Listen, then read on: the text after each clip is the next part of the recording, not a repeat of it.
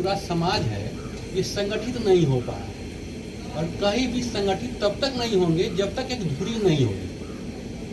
तो इस मंदिर को एक धुरी मान करके हम लोगों को संगठित होना है, और जब तक हम संगठित नहीं होंगे हम अपनी शक्ति का प्रदर्शन नहीं कर पाएंगे। हमारी पास जो शक्ति है उस शक्ति का हम उपयोग भी नहीं कर पाते हैं। इसलिए यदि अपनी शक्ति को देखना है कि हम कितने संगठित हैं, तो संगठन के लिए कहीं न कहीं किसी को पूजा करना पड़ेगा, किसी को भगवान मानना पड़ेगा। ऐसे सब लोगों का भगवान है। हम भगवान परशुराम को मानते हैं, राम को मानते हैं, कृष्ण को मानते हैं, लेकिन जब तक हम किसी एक इष्ट को नहीं मानते हैं तब तक जब हमारी आस्था उसमें नहीं जुटती है तो हम अपने आप को वहाँ समर्पित नहीं कर पाते हैं, तब तक हम अपनी प्रतिभा का निखार नहीं कर पाते हैं। यदि हमको अपने प्रतिभा का निखार करना है तो कहीं समर्पित होना पड़ेगा, किसी एक मेहा को मानना पड़ेगा। हम लोग गांव देहात में कहते हैं कि बिना मेहा का दौनी नहीं होता है। यदि दौनी करना है और दौनी से ही समाज का विकास होगा। हमको अपने समाज को विकसित करना है तो संगठित होना ही पड़ेगा, और संगठित होने के लिए हमको किसी न किसी एक मुद्दे की आवश्यकता है, एक मेहा की आवश्यकता है। तो ये मंदिर उस मेहा के रूप में काम करेगा। हम भगवान परशुराम को मानते हैं, हम उनके वंशज हैं, तो उनमें जो योग्यता थी, जो क्षमता थी, मनीषा ने बोला कि भगवान परशुराम ने अपनी इस क्षमता को साबित कर दिया और भगवान राम को झुका दिया।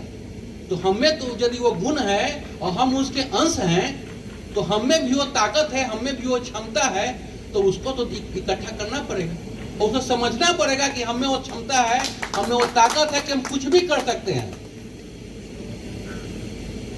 और उसके लिए कहीं संगठित होना जरूरी है, और इस मंदिर को हम लोग उसी संगठन के रूप में मानते हैं और मानेंगे। इसी संकल्प के साथ हम लोग यहाँ इकट्ठा हुए हैं और हम लोग एक दूसरे को देखते हैं, समझते हैं, जानते हैं, बूझते हैं।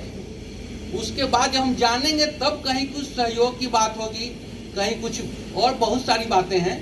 शिक्षा की बात है, व्यवसाय की बात है, बहुत सारे लोग हैं और चलने वाले लोग अकेले ही चलते हैं।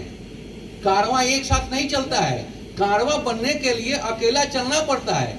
उदाहरण के लिए देख लीजिए पटना में 5 व्यक्ति बैठ करके शुरू किया गांधी मैदान में अंकित, और आज वहां प्रत्येक रविवार को कम से कम 400 से 500 लोग जुटते हैं। और पटना जैसे शहर में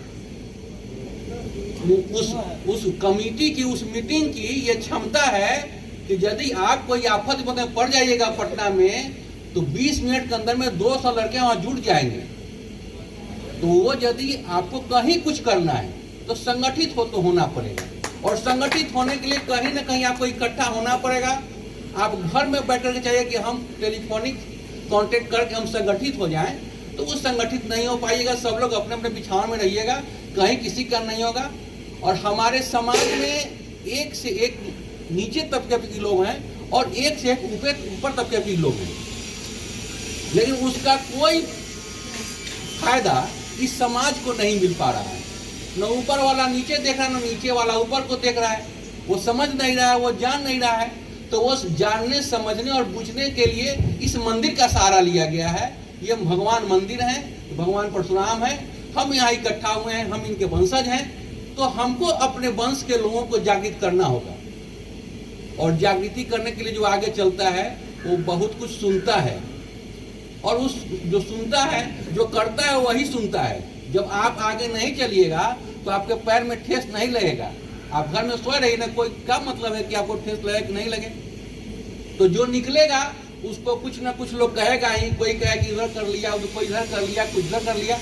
उस सारी बातों को सहना पड़ेगा, सुनना पड़ेगा, ताकि आप करने, आप समाज को जगाने आप चले हैं। तो जो जगाने के लिए चलेगा उसको कुछ सुनवे करेगा, उसमें कहीं कोई।